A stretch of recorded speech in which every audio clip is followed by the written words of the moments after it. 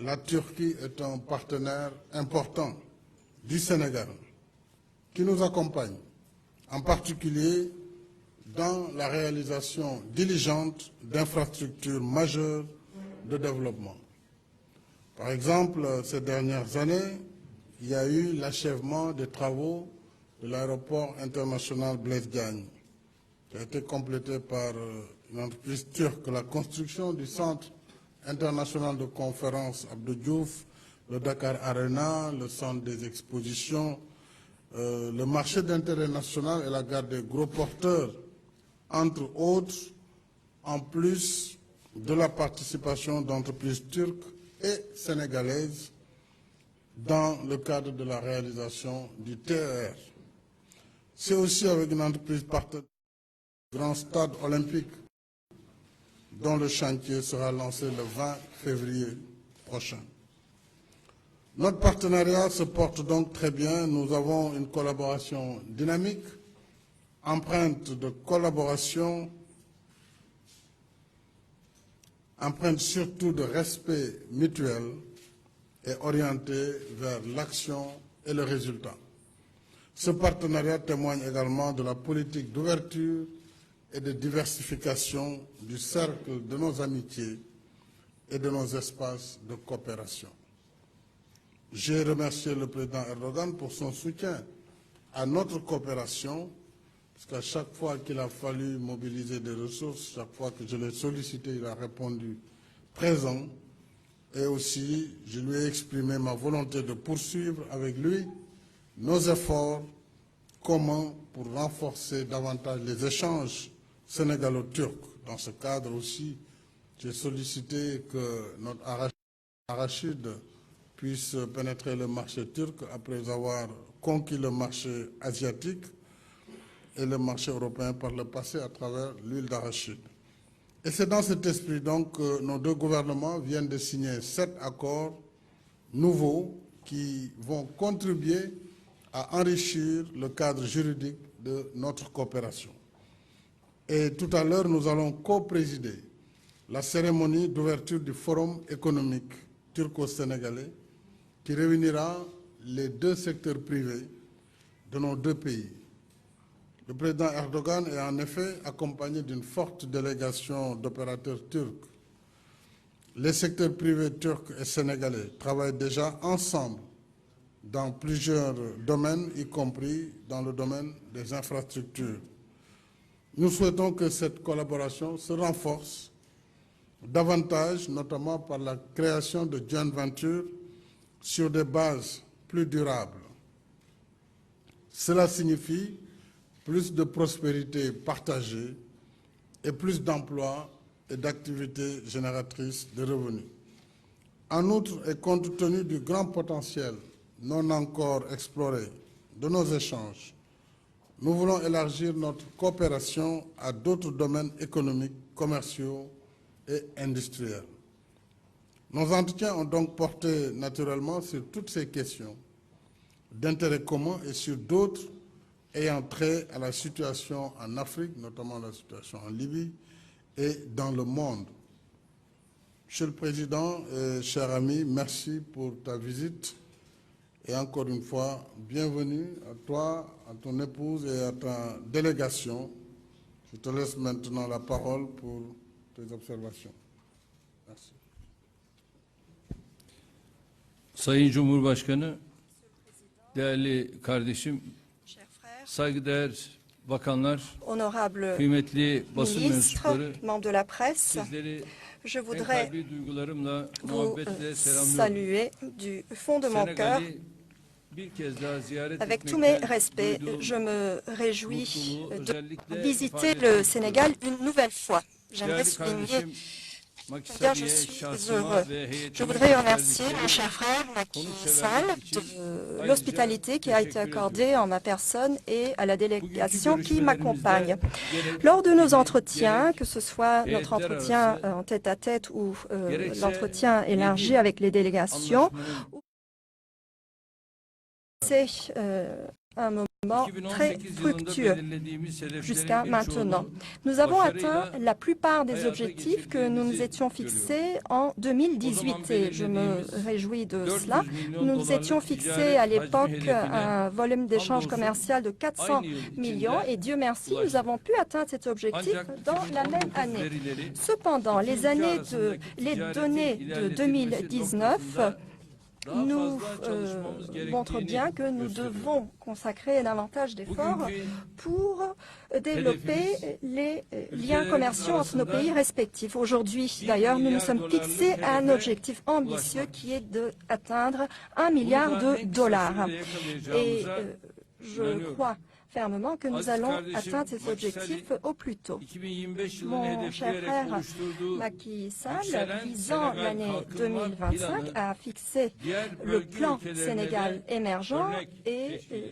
ce plan est Türk firmaları exemplaire pour les pays de la région. ulaşımdan inşaata, Les sağlıktan entreprises turques altyapıya, contribuent farklı à la sektörlerde réalisation des hayata objectifs de ce plan dans divers geçirdikleri secteurs comme le projelerle transport, bu plana la construction, katkı la sağlıyor. santé et les divers İş projets adamlarımız Senegal'e d'infrastructure. daha fazla Les hommes et hizmet les için tüm femmes fırsatları d'affaires değerlendirmeye turcs hazırdır. sont prêts à Az sonra contribuer davantage katılacağımız au Sénégal et Türkiye, à y Senegal fournir İş plus Forumu, de services. iş adamlarımızı Tout à l'heure, le daha da forum teşvik d'affaires etmemize Turquie-Sénégal que yardımcı nous olacak. allons inaugurer permettra Türkiye'nin d'encourager potansiyelini davantage le monde des Senegal'de affaires tanıtmak des deux pays. ne kadar önemliyse Tout comme il est Sénégal'in important potansiyelini de de faire la promotion Türkiye'de du tanıtmak potentiel de la Turquie au aynı Sénégal, derecede il est également önemli. important de faire la promotion du potentiel Değerli du Sénégal misafirler, en Senegal, Turquie.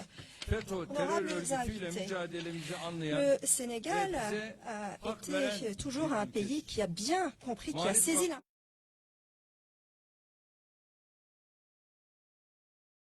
cela fait eux et qui nous a toujours donné raison dans cette lutte. L'éducation, la Fondation de l'éducation est actuellement active avec 13 écoles au Sénégal. Et nous avons 50 étudiants sénégalais qui bénéficient des bourses de la Turquie dans les universités turques.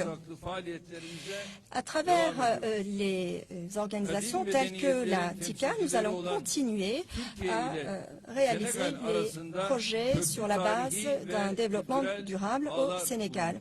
Évidemment, inspirés par une histoire commune, la Turquie et le Sénégal sont reliés par des liens historiques et culturels. Nous voulons donc bâtir l'avenir en nous basant sur ce passé commun. D'ailleurs, cela importe énormément pour notre politique de partenariat africain.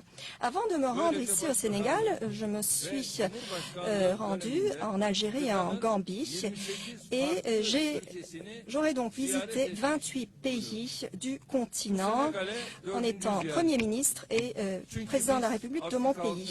Il s'agit ici de ma 4e visite au Sénégal, car nous considérons les peuples d'Afrique comme nos frères et sœurs avec qui nous partageons le même destin, le même état d'esprit. Et nous abordons les douleurs vécues en Afrique, non pas avec une approche politique stratégique et basée sur des intérêts, mais avec une approche humanitaire et basée sur la conscience humaine. À l'occasion de nos différentes visites, à l'occasion des signatures de différents accords et avec les projets communs que nous mettons en place, nous avons montré qu'un modèle de coopération différent est possible. Nous İşbirliğimizi artırarak sürdüreceğiz. Az önce Sayın Başkan'ın vermiş olduğu müjde çok çok önemli. O da 50.000 kişilik bir stadyumun burada yapılacak olması gençlerimiz noktasında önemli bir adım. Öbür tarafta yine aynı şekilde demir çelikte çok ciddi bir yatırımın temelinin yine burada Tosyalı Holding tarafından atılacak olması önemli. Yani Tosyalı Holding, Summa gibi bütün Türk firmalarının buradaki adımları inanıyorum ki Türkiye ve Senegal arasında çok ciddi bağların oluşmasına vesile olacaktır. Savunma sanayine yönelik atılacak adımlar büyük önem arz ediyor. Biz bu konuda da hiçbir zaman Senegal'i yalnız bırakmayacağız. Turizmde aynı şekilde, enerjide aynı şekilde bu adımları atmakta kararlıyız. Gerek Batı Afrika'yla gerekse tüm kıtayla bağlarımızın derinleşmesine Senegal'in bize gereken desteği vereceğine inanıyorum. Bu düşüncelerle sözlerime son verirken Sayın Cumhurbaşkanı değerli kardeşim Macky Sall'in nezdinde Senegal halkına şahsım ve milletim adına bir kez daha şükranlarımı sunuyorum. Toplantımızın ve yaptığımız görüşmelerin hayırlara vesile olmasını diliyor. Hepinizi sevgi ve saygıyla selamlıyorum. Thank you. A Haber Emine Kavasoğlu. Efendim dün akşam önemli bir görüşme gerçekleştirdiniz Amerikan Başkanı Sayın Trump'la. Elbette Türkiye'ye başsağlığı ve geçmiş olsun dileklerinin yanı sıra Libya'da önemli başlıklardan bir tanesiydi. Türkiye bu anlamda çok yoğun bir diplomasi trafiği sürdürüyor. Hem dün akşam yapmış olduğunuz görüşme, buraya gelmeden önce Sayın Merkel'le İstanbul'da gerçekleştirdiğiniz zirve, bir yandan elbette Sayın Seni'nin de dün Angela Merkel'le bir görüşmesi oldu. Bu kapsamda baktığımızda Libya'da çözüm yakın diyebilir miyiz ve bunun yanı sıra Amerikan Başkanı Donald Trump'la başka hangi konular ele alındı? Teşekkürler. Öncelikle tabii Sayın Donald Trump'la dün akşam yaptığımız görüşme aslında Sayın Trump'ın bizlere bir nezaket telefonuydu. Bu da malum Elazığ ve Malatya'daki deprem 41 vatandaşımızın, kardeşimizin hayatını kaybetmesiyle sonuçlandı. 1600 civarında yaralının olduğu bir depremdi. Fakat bu yaralıların da hemen hemen tamamına yakını ayakta tedaviyle taburcu edilmiş vaziyette. Çok az sayıda şu anda tedavisi devam eden vatandaşlarımız var. Ve yine aynı şekilde tabii enkazların altından hakikaten çok sayıda vatandaşlarımızın kurtarılmış olması da bizler için ayrı bir bu noktada mutluluk vesilesi. Milletimizin başının sağ olması gerektiğini zaten anında bakan arkadaşlarımı bölgeye gönderdim ve onların ardından ben de deprem bölgesine gittim ve Elazığ, Malatya buraları biliyorsunuz dolaştım. Şu an itibariyle enkazlar kaldırılıyor. Enkazların kaldırılmasıyla beraber de süratle gerek köy ve mahallelerde gerekse merkezde yapacağımız inşaatların planlaması Çevre Şehircilik Bakanlığımız tarafından yapıldı. Bütün bunlarla beraber de tabii kış mevsimine girmiş olmamız hasebiyle buradaki bütün vatandaşlarımızın giyim, kuşam, bu noktada yemek vesaire bunlar sürekli olarak veriliyor ve bu noktada Sayın Trump'ın aramış olması bir nezaketti. Biz de kendilerine teşekkür ettik. Bize düşen herhangi bir şey varsa biz bunları yapmaya hazırız dediler. Teşekkür ettik. Herhangi bir sıkıntımız olursa bu konuda sizinle haberleşiriz dedik. Tabii bu arada Libya'yı yine aramızda konuştuk. İdlib'i yine aramızda konuştuk. Bu konularda neler yapabileceğimizi kendileriyle konuşma fırsatını da bulduk. Tabii Libya'da bugünden yarına bu iş çözülür dersek yanlış olur. İşte dün biliyorsunuz yapılması gerekli olan toplantılarda yine Hafter geleceğini söylediği yerlere örneğin Tunus'a gitmedi. Geldiği yerde bir netice mi vardı? Yok. Moskova'dan da kaçarak adeta geri döndü. Aynı şekilde Berlin sürecindeki toplantıda da otel odasında saklandı ve oradan takip etti. Yani işi çözmek gibi bir derdi yok. Tam aksine işte Wagner diye bir güç var arkasında. Onun arkasında kimlerin olduğu belli. Bunlar lejyonerler. Abu Dhabi yönetiminin parasal bütün kaynaklarını sağladığı lejyonerler. Ve oralardan temin ettiği imkanlarla bunlar şu anda Hafter'i ayakta tutuyor. Çünkü Hafter'in kendisi de bir lejyoner. Bunun yanında bir de resmi olarak yani Birleşmiş Milletler Güvenlik Konseyi'nin tanıdığı malum Sarraj var. Şu anda bunların karşılıklı olarak devam eden mücadelesinin biz bir an önce askeri olmaktan çıkıp tamamen siyasi alana dönüşmesi, siyasi alanda da Libya halkının kendi kaderini belirlemesinin doğru olacağına inanıyoruz.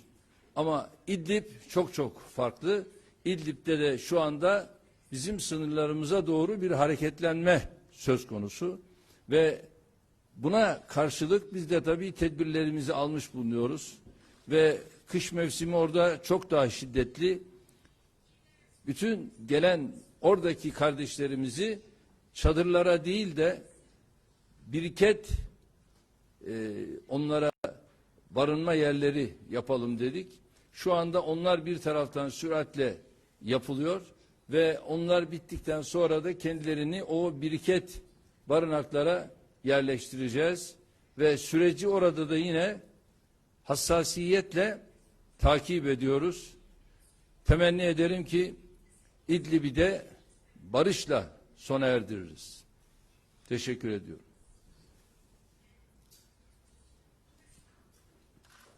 Oui, Excellence, je m'appelle Macoumba Bey. Permettez-moi d'insister un peu sur la Libye. Vous avez dit tout à l'heure que le général Haftar est un légionnaire. À votre avis, est-ce qu'il peut y avoir aujourd'hui solution en Libye sans lui? Et est-ce que vous mesurez la portée de vos actions sur ce qui concerne la sécurité de la sous-région? Pour le président Macky Sall, je souhaiterais avoir un commentaire de votre part, puisque c'est une relation qui s'intensifie de plus en plus, et avoir votre degré de satisfaction sur spécifiquement 3 points, Tosiali, la barge et la gestion de l'aéroport. Qu'est-ce que vous pensez de ce que nous faisons avec les Turcs sur ces 3 points? Her şeyden önce Hafter evet bir lejyonerdir. Maaşlı bir askerdir. Ve bu kişi Kaddafi döneminde Kaddafi'ye de o zaman ihanet etmiş ve Kaddafi'nin yanından kaçıp Amerika'ya sığınmıştır. Ve yıllarca Amerika'da yaşamış olan birisidir. Şimdi de burada Abu Dhabi yönetiminin vermiş olduğu destekle, parasal kaynakla, destekle bütün silah, mühimmat, araç, gereç her şeyi Abu Dhabi yönetimi ve Mısır sağlamaktadır. Sarraç, Birleşmiş Milletler Güvenlik Konseyi'nin tanıdığı bir lider, bir siyasetçi konumundadır. Şimdi Birleşmiş Milletler Güvenlik Konseyi'nin tanıdığı bir liderle dünyada, uluslararası camiada kimsenin tanımadığı bir kişiyi yan yana koyabilir miyiz? Bu mümkün değil.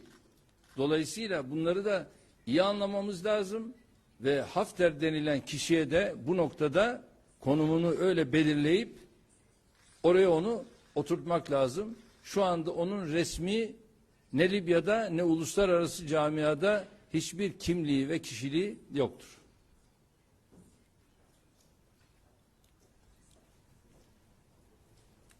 Je vous remercie. Alors, sur la Libye, évidemment, c'est un sujet très complexe.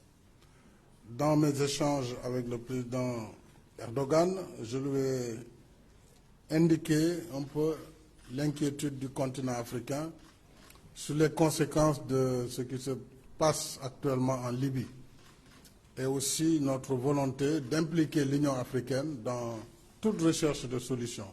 Étant entendu que notre conviction est que le conflit libyen se résoudra par la voie politique et non la voie militaire.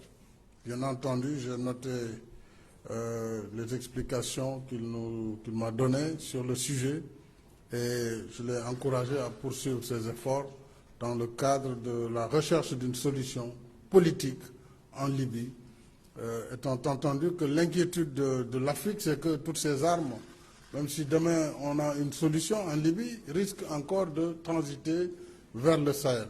Donc de ce point de vue, nous avons des préoccupations. Je voudrais aussi le remercier pour son engagement à nous accompagner aussi dans la lutte contre le terrorisme et surtout les remercier pour l'admission de 1500 Sénégalais qui est en situation irrégulière en Turquie, qu'il a bien voulu faire régulariser. Donc, par ailleurs, en ce qui concerne la question que vous me posez, sur Tosyali et la gestion de l'aéroport, ainsi que le troisième, la barge.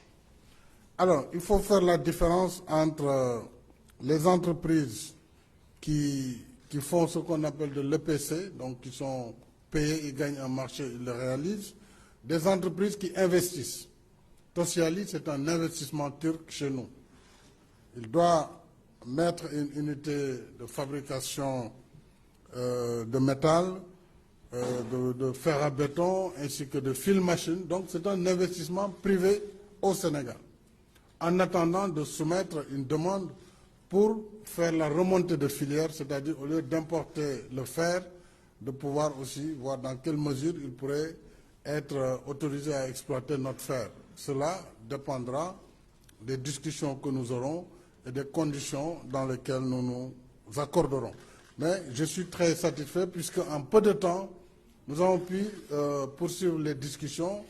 Ils ont, dans une première phase, des investissements de l'ordre de 100 millions et qui iront jusqu'à, je pense, à terme, plus de 400 millions de dollars. Donc ça, c'est pour l'emploi au Sénégal et c'est donc un investissement turc. Tout comme d'ailleurs, je salue l'investissement de la société Souma, qui est connue plus pour la construction d'infrastructures chez nous, mais qui a aussi décidé d'investir pour 100 millions à Diamniadio dans le cadre d'un centre commercial, d'hôtels et, n'est-ce pas, d'infrastructures, de services. Donc ça, c'est ce qu'il faut encourager, puisque c'est de l'investissement direct étranger qui nous procure de la croissance et de l'emploi. En ce qui concerne la gestion de l'aéroport, oui, nous sommes tout à fait satisfaits. Il y a quelques échos ou quelques écueils de temps à autre, mais ça, ce n'est pas propre aux entreprises turques.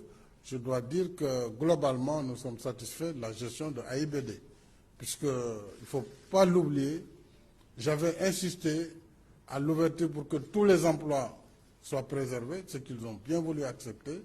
Il faut donc que tout le monde travaille pour la rentabilité de cette infrastructure majeure.